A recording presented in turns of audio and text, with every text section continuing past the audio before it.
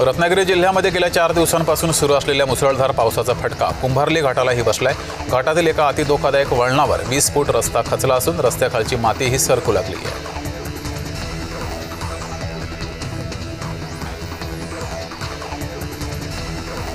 लोणावळ्यात मुसळधार पाऊस सुरू आहे। निसर्ग सौंदर्य पाहण्यासाठी नागरिकांनी गर्दी केली आहे, मात्र काळजी घेण्याचं आवाहन प्रशासनानं केलं आहे।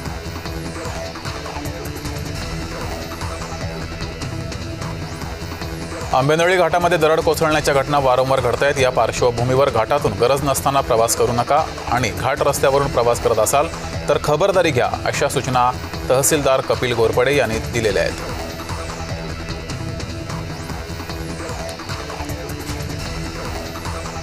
पोलादपूरच्या आंबेनळी घाटातील बावळी टोक येथे दरड कोसळल्याची घटना घडली। रुंदीकरण कामादरम्यान आंबेनळी घाटात दरड कोसळली।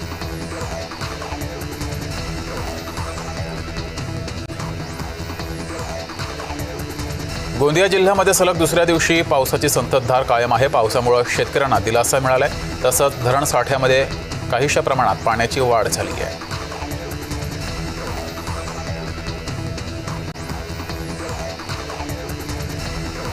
उरणला पाणी पुरवठा करणाऱ्या धरणामध्ये जोरदार पाऊस बरसला। अक्कादेवी धरण प्रवाहित झाले।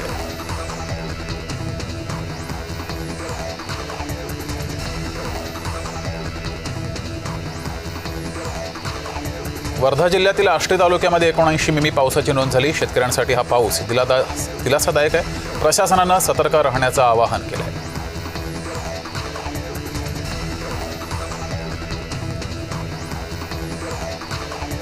मुंबईत चर्चगेट रेल्वे परिसरामध्ये झाड कोसळलं। झाड कोसळल्यानं 3 वाहनांचं मोठं नुकसान झालंय।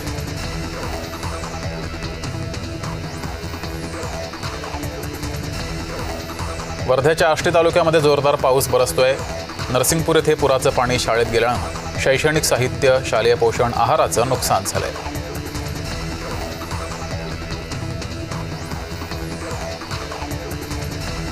मुसळधार पावसाचा फटका मुंबई गोवा महामार्गाला बसलाय। मुंबई गोवा महामार्गावरील निवळी घाटात संरक्षक भिंतीच्या बाजूची दरड कोसळली आहे।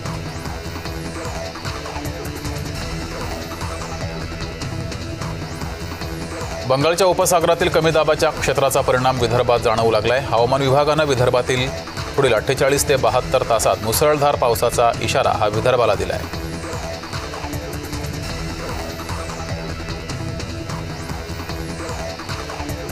कोयना धरण पाणलोट क्षेत्रात पावसाची संततधार सुरू असून धरणाच्या पाणी साठ्यात 0.50 TMC तर पाण्याच्या पातळीमध्ये 1 फुटानं वाढ झाली आहे।